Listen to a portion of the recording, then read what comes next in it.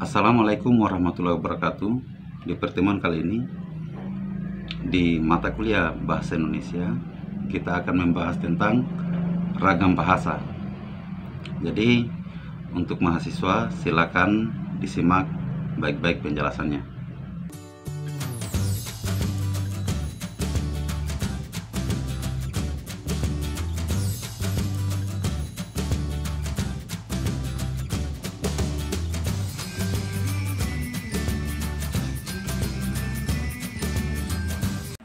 Jadi, bahasa merupakan alat komunikasi paling efektif bagi manusia, karena bahasa dapat dimanfaatkan dalam berbagai macam situasi.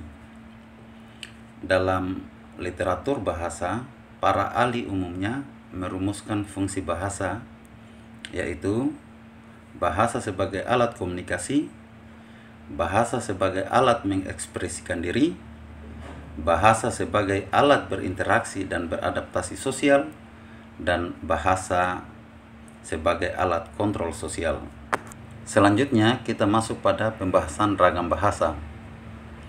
Ragam bahasa adalah variasi bahasa yang terjadi karena pemakaian bahasa. Dari pengertian ini sebenarnya kita fokus pada variasi bahasa.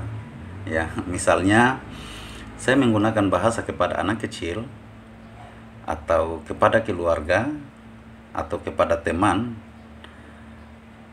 atau interaksi sosial lainnya. Tentu akan berbeda variasi bahasa saya, baik secara lisan maupun secara tulisan. Ini bisa kita sebut dengan ragam bahasa. Jadi di sini ragam bahasa kita bagi dua kelompok, yaitu media pengantarnya dan situasi pemakaiannya.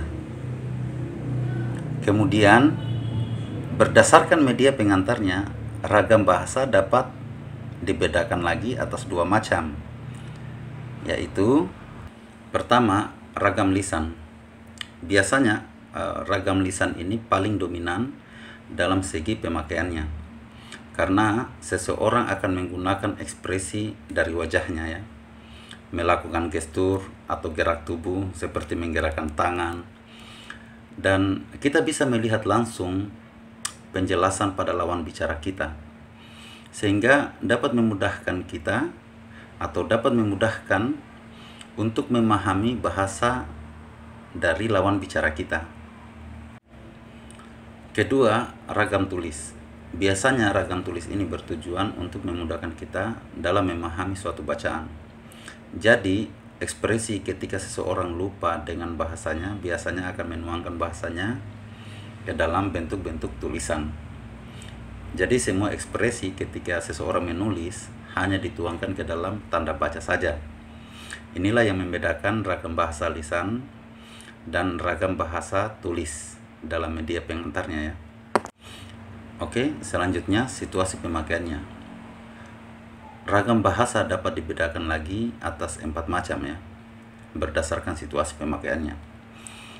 Pertama, ragam bahasa dialek adalah ragam bahasa berdasarkan daerah penutur. Jadi bahasa itu sangat jelas jangkauannya dan sangat luas.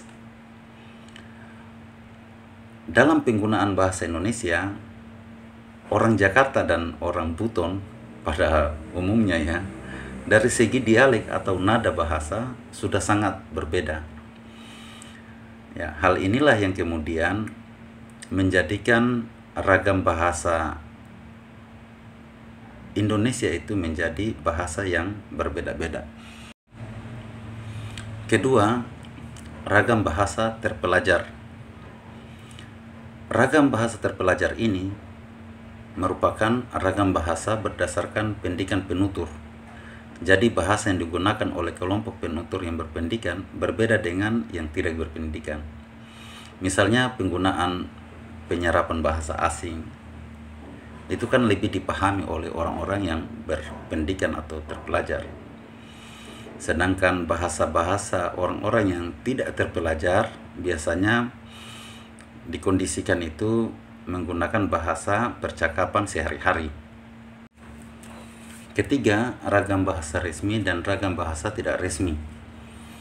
Ragam bahasa biasanya dipengaruhi juga oleh setiap penutur terhadap lawan bicara, antara lain dalam kondisi resmi, dalam kondisi akrab, dalam kondisi santai. Jadi kedudukan lawan bicara terhadap penutur juga mempengaruhi sikap bahasa tersebut ya. Misalnya ragam bahasa resmi yang dipakai dalam situasi formal, pertama, pembicaraan di muka umum, misalnya pidato kenegaraan, seminar, rapat dinas, memberikan pembelajaran di perkuliahan, memberikan pembelajaran di sekolah. Kedua, pembicaraan dengan orang yang dihormati, misalnya dengan atasan, dengan guru, dosen, dengan pejabat. Ya. Ketiga, komunikasi resmi, misalnya surat dinas, surat lamaran pekerjaan, undang-undang. Nah, itu adalah ragam bahasa resmi. Sedangkan ragam bahasa yang tidak resmi, misalnya kita sedang berdiskusi dengan teman atau keluarga dalam keadaan santai ya. Ya, istilah di Boton ini koja-koja mantale lah. Mungkin ada yang tahu ya koja-koja mantale. Bicara-bicara ya seperti itulah. Keempat, ragam bahasa menurut pokok persoalan atau bidang pemakaiannya. Biasanya dalam situasi pembicaraan yang berbeda-beda pada suatu pokok persoalan, kita pun menggunakan ragam bahasa yang berbeda ya. Jadi, ragam bahasa yang digunakan dalam lingkungan agama berbeda pasti dengan bahasa yang digunakan dalam lingkungan kedokteran, hukum, ataupun pers. Jadi bahasa yang digunakan juga dalam lingkungan politik pasti akan berbeda dengan bahasa yang digunakan dalam lingkungan perdagangan, olahraga, atau teknologi. Intinya, ragam bahasa yang digunakan menurut pokok persoalan atau bidang pemakaian ini dikenal pula dengan istilah laras bahasa. Ya, saya kira itu. Sebelum saya akhiri, jika ada pertanyaan silakan di komen pada video saya ini ya. Dan untuk mahasiswa akuntansi semester 1 Universitas Muhammadiyah Buton, silakan buat tugas. Jadi dikumpulkan tugas itu minggu depan ya. Tugasnya yaitu mengumpulkan semua pertanyaan-pertanyaan yang terdapat pada video saya yang berjudul Sejarah Bahasa Indonesia. Kemudian mahasiswa menjawab semua pertanyaan-pertanyaan tersebut. Jadi nanti dikirim saja di WA pribadi saya. Saya tunggu minggu depan ya. Itu saja pembahasan saya untuk ragam bahasa. Demikian. Billahi fisabil haq. Fastabiqul khairat.